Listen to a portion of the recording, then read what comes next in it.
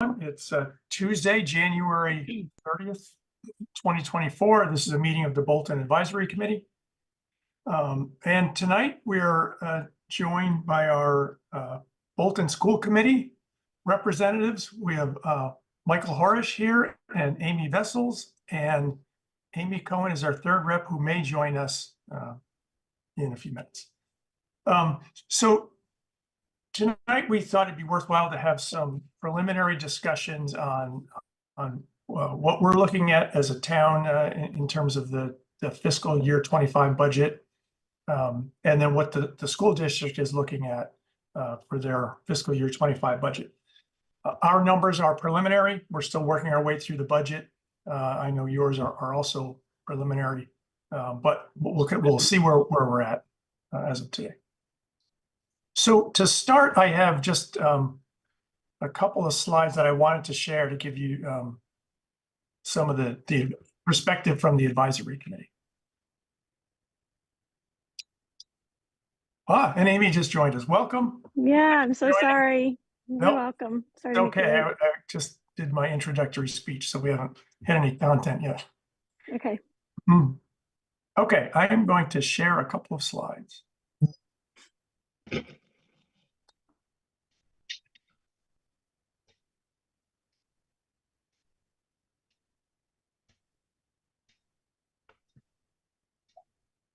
Okay, can everyone see that slide? Yep. Okay, so I start here in the top line with the town of Bolton's fiscal year 24 estimated levy limit, and this is where all indications are our levy limit for fiscal year 24 is at about 25 million. So that sets the baseline. The Proposition 2.5 allowable increase above that then is 619,974. And estimated new growth, which is just an estimate, is about 175,000. So that gives us for fiscal year 25, we're estimating 794,974, roughly 800,000 in estimated new revenue above what we had to work with this year. That number does not include debt exclusions or increases in local receipts. The debt exclusions are pretty much a wash. Any additional revenue we raise for that just goes to pay the debt.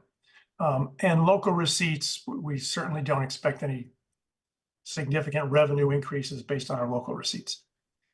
So I think we're working with 800,000 in new revenue. That's the max we can raise for 2025, for fiscal year 2025. Okay. So the assessment for this fiscal year from the school district was about 17.5 million. And that represents about almost precisely 60% of our operating expenses. So then this chart shows you the impact of various increases in the assessment. This red line is the roughly $800,000 increased revenue that we'll see in 25. So a 5% increase would exceed all of our additional revenue for 25. And you can see the impacts of various other percent increases. Another way to look at this, though, is to take that 60% number and say if the school district assessment is 60% of our operating expenses, then in a sense, the fair share of our additional revenue for the school district should be 60% of the new revenue, which is roughly $475,000. So any assessment increase that goes above that 475,000 starts going beyond the fair share of the school district portion of the budget and is eating into the rest of the town's ability to keep up with rising wages and increasing fuel costs, increasing repair costs, and all of these things. We start looking at scaling back services or something like that. Anyway, That's all I had in terms of slides, and I just wanted to sort of show you the numbers that we're looking at for now. Okay, questions, discussion, comments?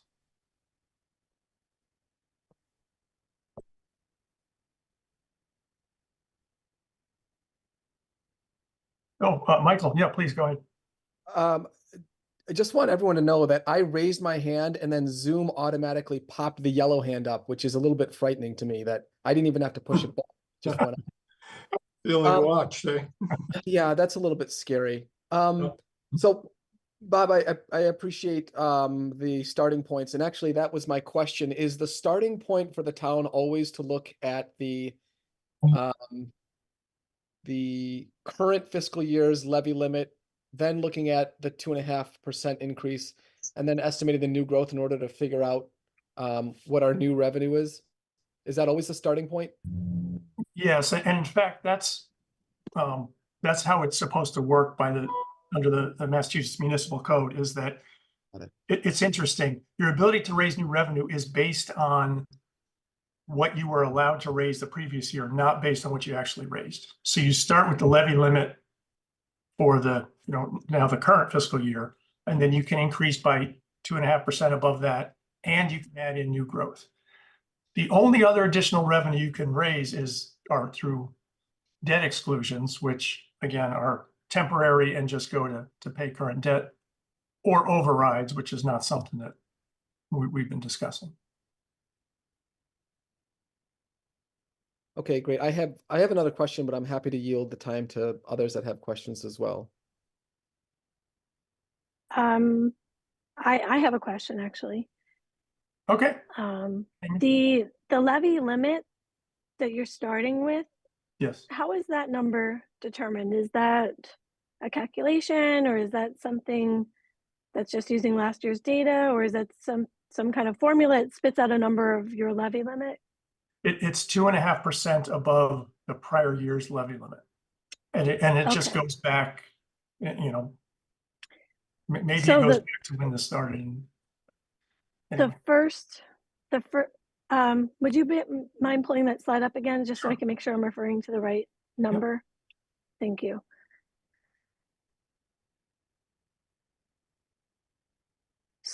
The first one. Right. So the FY24 estimated levy limit, you're saying that's 2.5% above? No, I'm saying 2.5% above this is 2.5% of that number is 619,000. Right. So where does the 24,798,964 number come from? So that's 2.5% above the FY23 levy limit. Oh, okay. That's what I was trying to get to. Oh, sorry. Right. Okay. Yeah. And then The only new way. growth, Oh, is the new growth like related to commercial revenue, or is that it's real based estate, on it's based on the assessor's estimate of, as new houses are built in town, what is their what's the assessment of those buildings, and what's the total that we expect across the town. Okay, and I'm sorry, I just have one final question, just so I can wrap my head around these numbers a little bit better. Yeah. The $175,000 number for the estimated new growth, how does that compare to previous years? Because my kind of recollection is that maybe that's lower than in previous years, but I admit I haven't really studied the numbers. Yeah, that's a good question. I don't know how it compares to previous. We could go back and research that. Bob, this is Don. I can speak to that if you like. Oh, sure, please. Thanks, Don. This is the lowest new growth number we've seen in years. Generally speaking, we're at least $200,000, occasionally slightly more, but housing starts are way down because of higher interest rates and higher pricing in goods. So we had an internal meeting, and the assessors were very adamant that 175 or 170, whichever it is, was as high as they were comfortable going. They had no comfort level that we could hit $200,000. Thanks, Don. Thank you. Okay, Michael? Yep, go ahead. Yeah, so Amy kind of consumed all of my questions, which was great because those are the same questions that I had. But no, you don't have to apologize. I mean, we're thinking the same thing. Just to sort of go back to new growth for a moment. Don, you were saying that the 175 is an estimate, which makes sense because that's a really round number as it stands. When does that number get locked in? The number gets locked in. It's pretty much locked in now. We've met with our chief assessor, and that's a number that comes from the assessor's office, not from my office. And based on what we're seeing, and we're approaching the end of the, we're obviously in the home stretch for the year. We're not seeing any new housing starts or anything else. I should say they're not seeing any new housing starts or any new any additional new growth to increase that number. So for all intents and purposes, it's locked in now. Got it. Okay, thank you.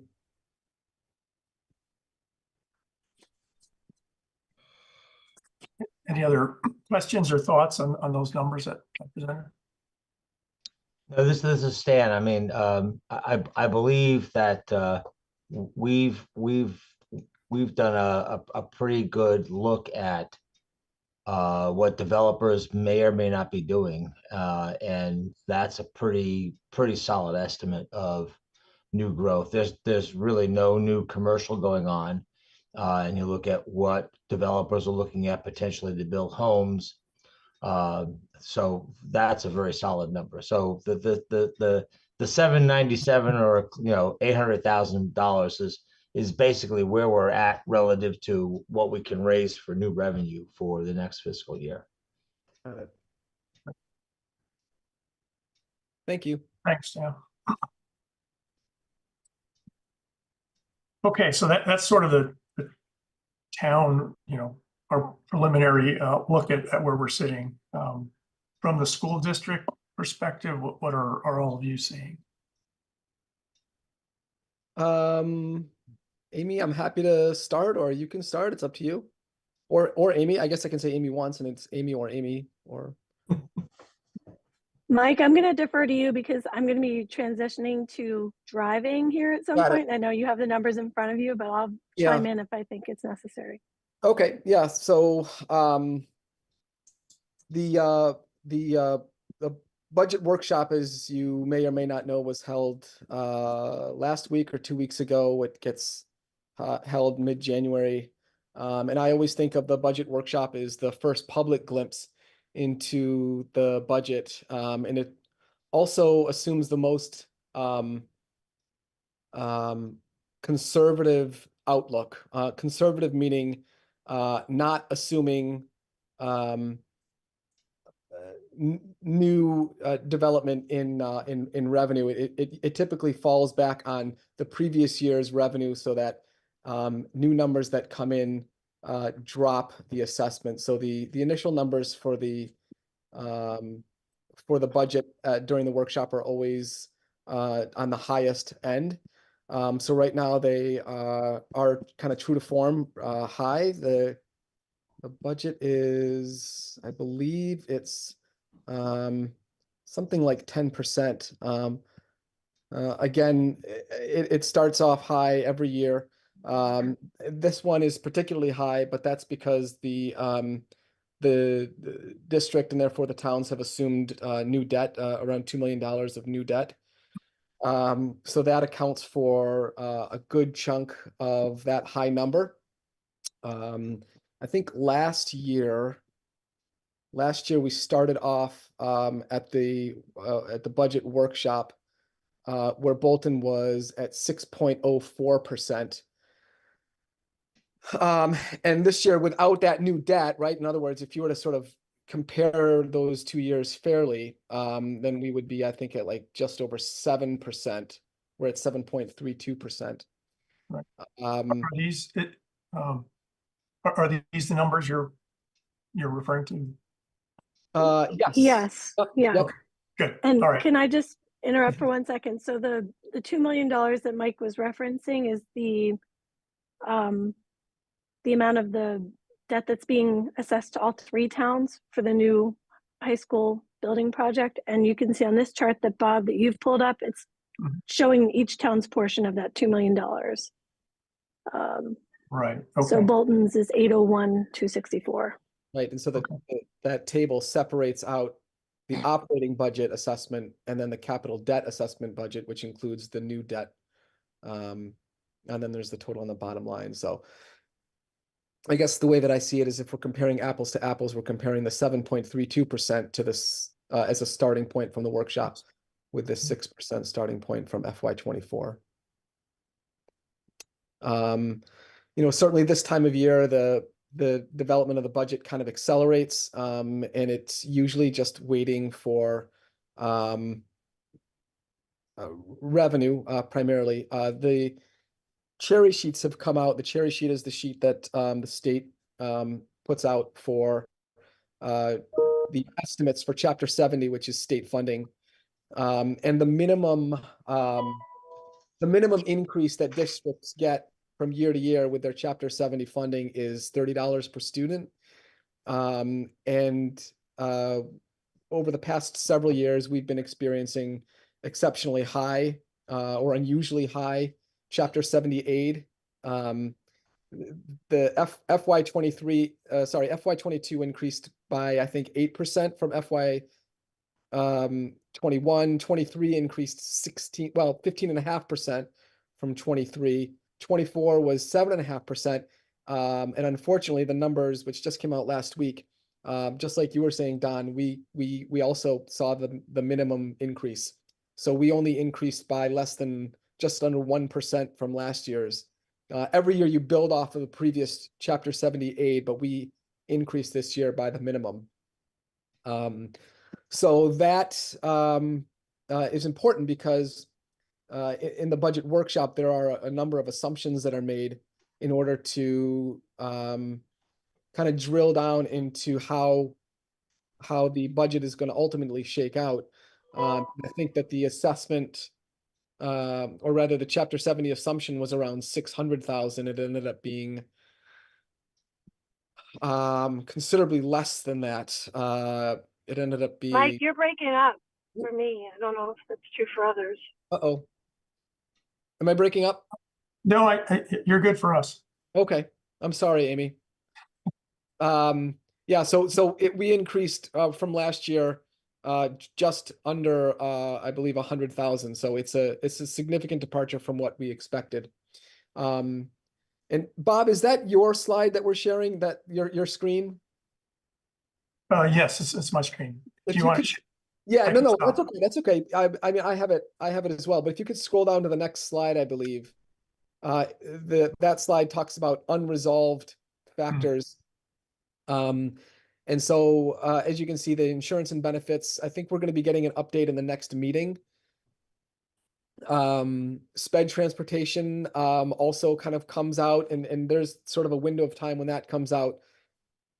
Minimum local contributions and the foundation enrollment all need to come in to really get a stronger sense. And then we'll make adjustments based on those factors, based on that revenue.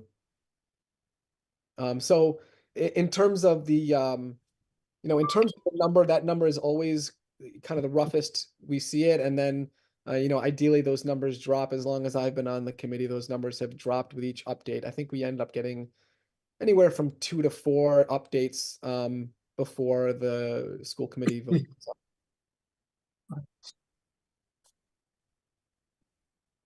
Okay. Great. Thanks for the overview. And we recognize that this usually starts out worst case and tends to get better. We would obviously be extremely concerned if we saw a $1.2 million increase in the operating assessment.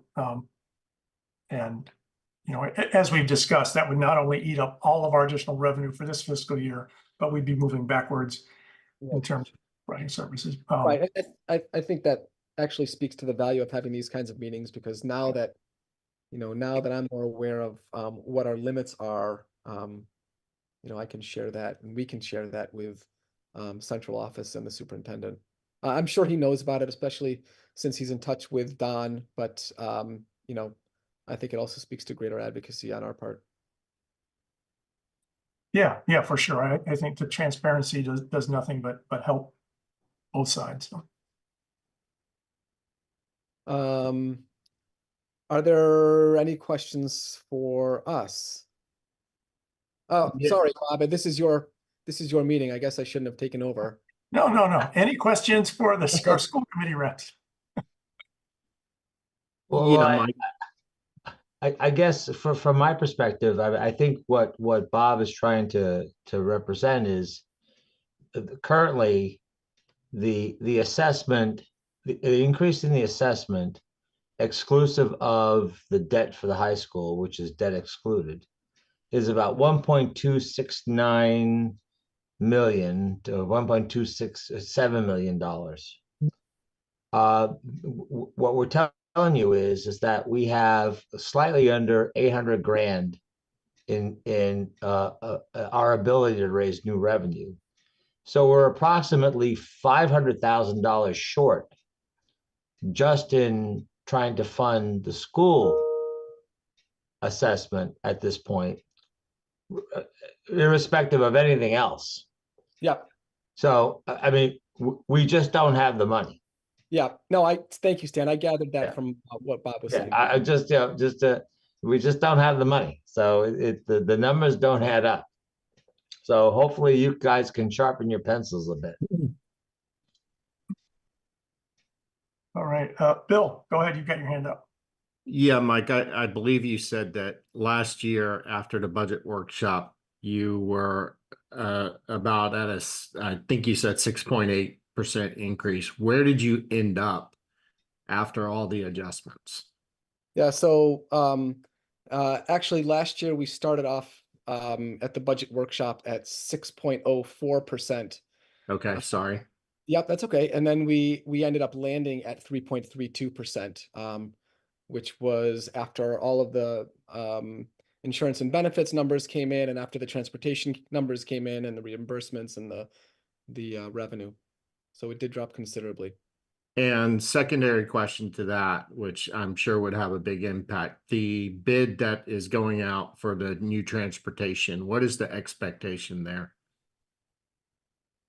How do you mean by the expectation?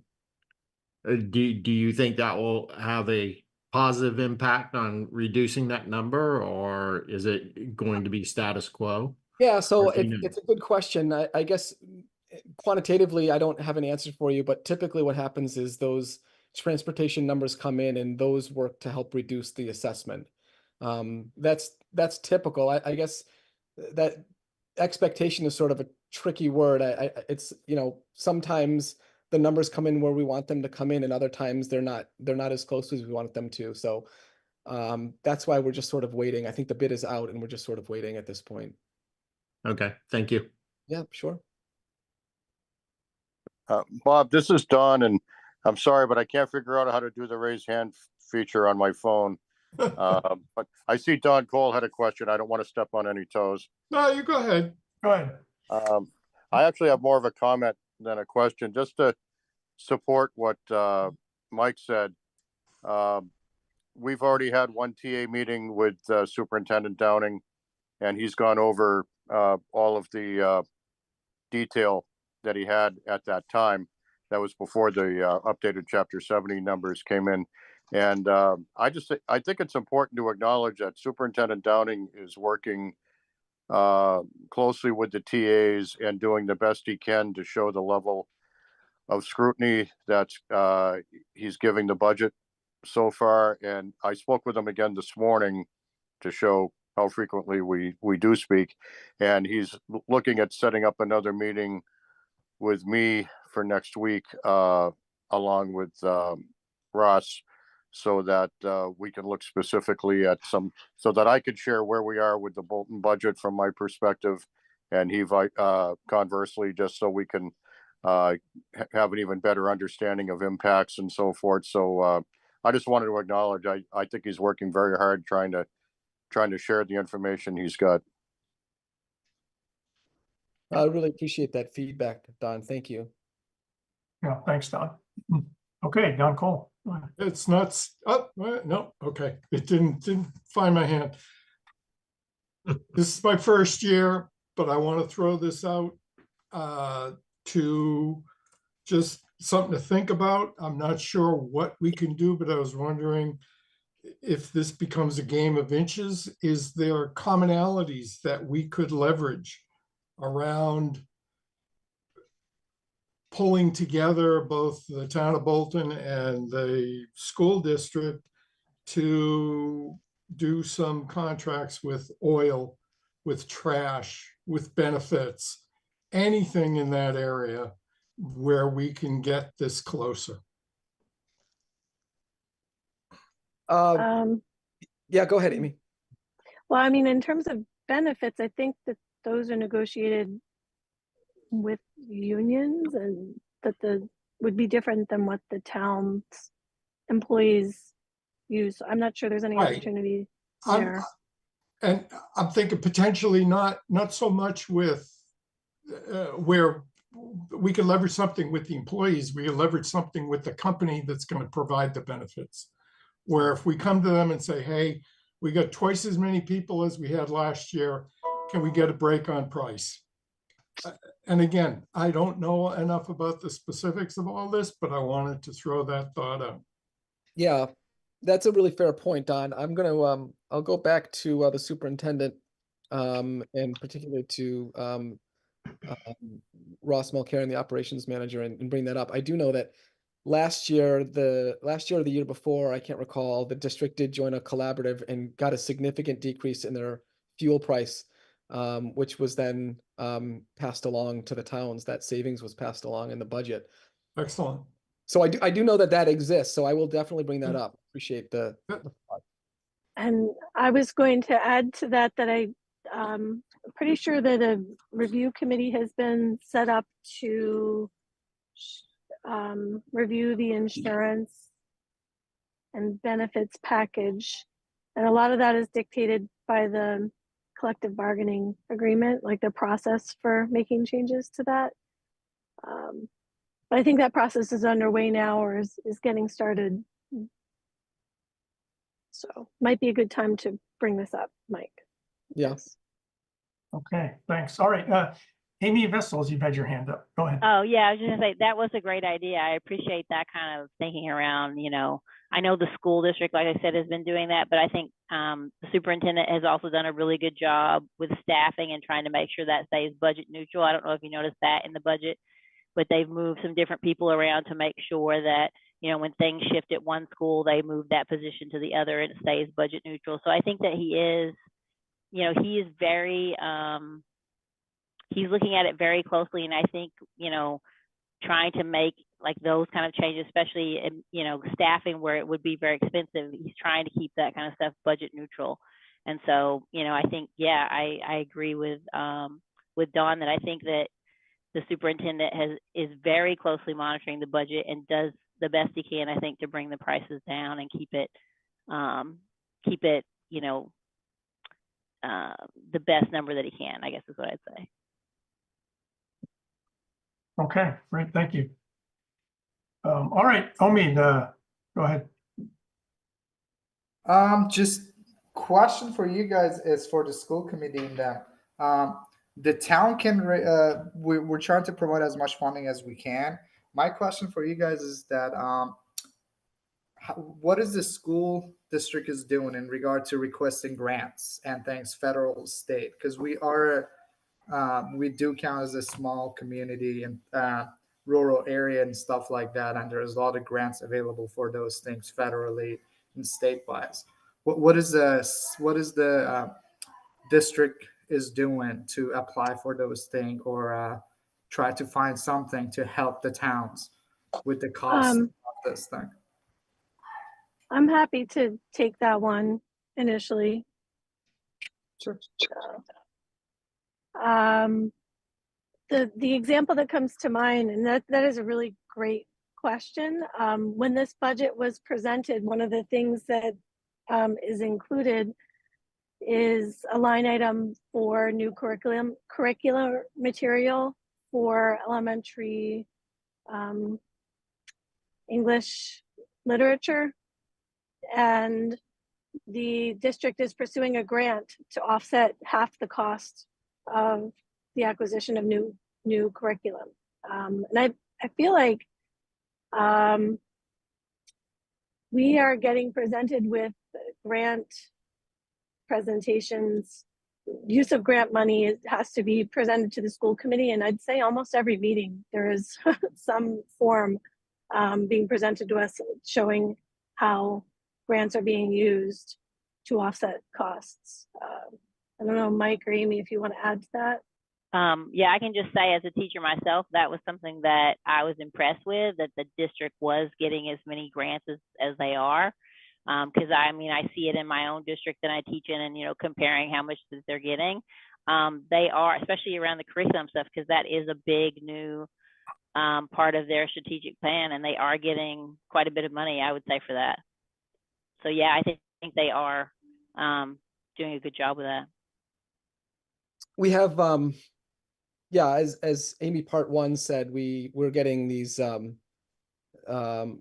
requests for approval of grants on a pretty regular basis. I know that in the past we've had IDEA grants upwards of, you know, over $500,000 to help offset sped transportation. There's Title I grants for teaching and teaching salaries. That's $100,000. So I think collectively those grants end up approaching, if I hope I'm not mistaken here, but they do end up approaching around $1 million.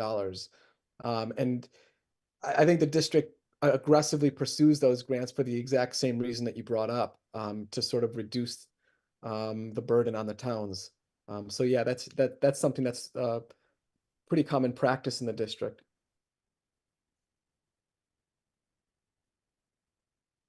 Hope that answers the question. Yeah, that was great. Thank you. Yep, that was great. Thank you.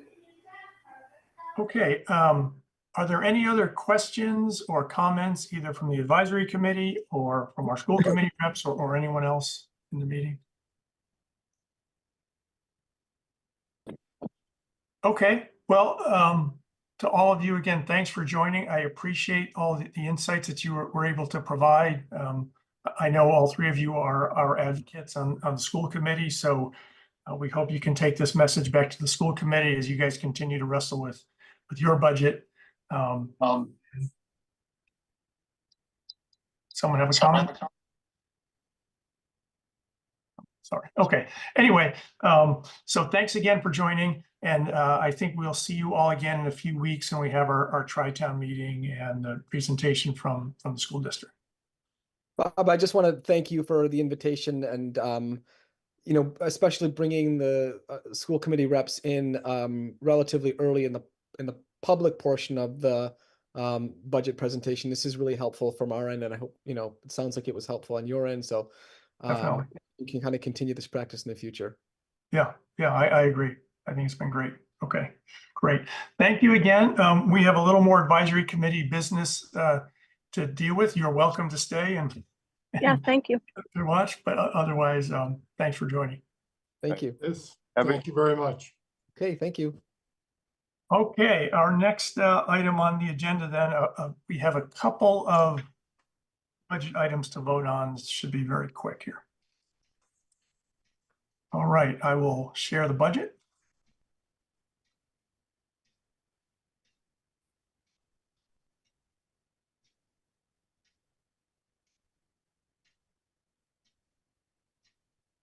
Okay. So last week, we met with Chief Nelson, and this line item, 291 emergency management, was not on the agenda. So we discussed it a little bit. Chief Nelson explained to us basically it's just an assessment that we have to pay for the emergency notification service, but we didn't vote on it because it wasn't on the agenda. So now it's on our agenda. Are there any questions on 291 emergency management? If not, is there a motion to approve emergency management for $4,400. I move we approve emergency management for $4,400. I second that. All right, roll call. Don, Aye. Craig, Aye. Omid, Aye. Bill, Aye. Greg, Aye. and I'm an aye as well.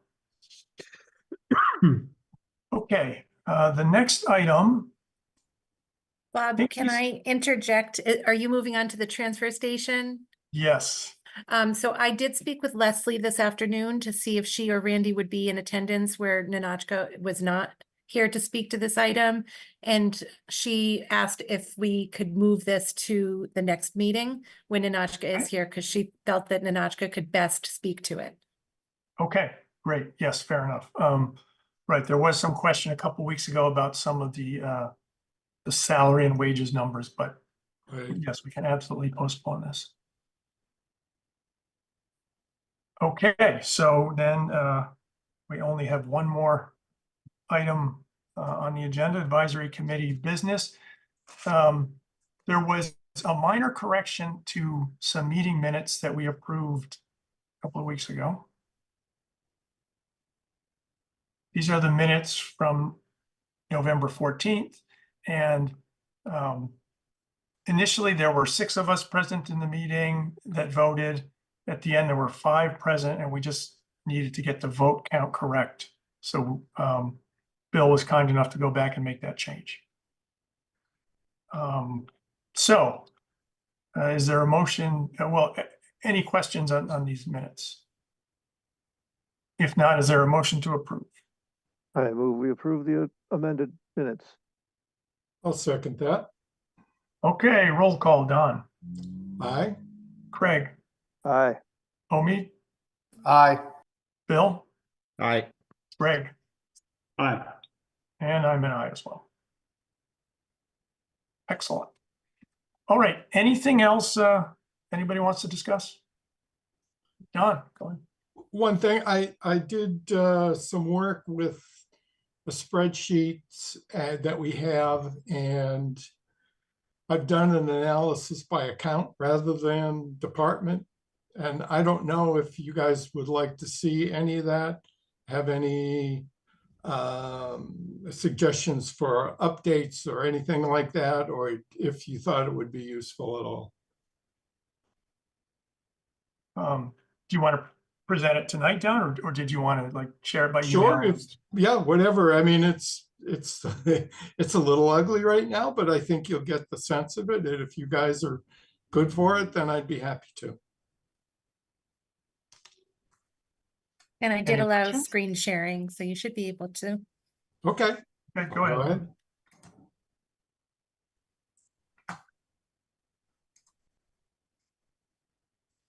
Can you see my screen? Yes, Very good. So in this very is tiny the, font, I'm sorry. in very tiny font. Oh, I'm sorry. Let me make it this. See if I can make it a little bigger. Is this? Oh, yeah, oh, great, yes, yeah. great. Okay, good. So essentially what I did is there's a facility within Excel that allows you to take this information and summarize it by what I labeled it column F as account. And it gives you this information here. There's inconsistency by accounts, but I expand, so they may use 5101 as fire chief in one department and call it salary in another. So I collapse those. And I just did a little work before our meeting, say, here's, and I did it all based on the increase. So here's the increase in what I call the salary and wages, which is essentially this. Yeah, essentially these guys. Then I pulled together, and I called it employee related, the benefits, health, etc. And then just every other account that's standalone. Again, the ugliness of this is the inconsistency of the description of the accounts, but It's right there. kind of shows you where the where the big money is, the big changes are coming from. But look at the instructions. Right. And Don't I'll see the just picture scroll of it. down. And then, from here down was all the debt. And Oh. so here's the totals from the spreadsheets that I have. I didn't know if this was something you folks would be interested in leveraging or modifying in any way. And I just wanted to throw it out there. This is very interesting. Good. I think we should definitely have this discussion with Ninotchka. Okay. On how hard is it for you to update this as Ninotchka updates the budget spreadsheet? It hasn't been too hard. What I did here, for example, this was what we started with a while back. I updated it and tied it out, for the January 17th change to the budget. So with something like that, if I have a little time, then I can pull that together and do this type of reconciliation and then move it over into the pivot table. So it shouldn't be too bad. I do need a little bit of lead time. Yeah. But where I think this could be potentially really helpful is in the preparation for town meeting when the budget is pretty much set. And then we're trying to get a handle on, well, what are the big drivers of the increases? Right. Oh. Right. Yeah. It's nice. Yeah. It just, and I did it solely on the accounts, but we can set up our own independent kind of categories and say, here's, I don't know, the salary stuff, but also we could say, here's the assessments, the things, sort of a controllable, non-controllable approach to some of this might help us, like you say, at town meeting, et cetera. Yeah. That's, I think, the part where Ninotchka should really weigh in. I don't know all the details on the preparation of the budget, but I think a lot of these numbers and categories are mandated somehow. And right. When I say categories, I'm thinking of like, rather than like financial reporting kind of categories, of more like management, accounting, explanation kind of categories. That's all. Right. Yeah. Okay, great. No, thank you. Thanks for doing this work and thanks for sharing. And I'll send this along to Jenny and you guys can poke at it to your heart's content. Great. Thank you. You're welcome. All right. Anyone else have anything? Okay, we're planning to meet again next week. We'll get the agenda out in a few days. There's nothing else. Is there a motion to adjourn? I move we adjourn. I'll second that. All right, great. All in favor, please say aye. Aye. Aye. Okay, great. Thanks, everyone. Have a good night. Thank you. Have a good night.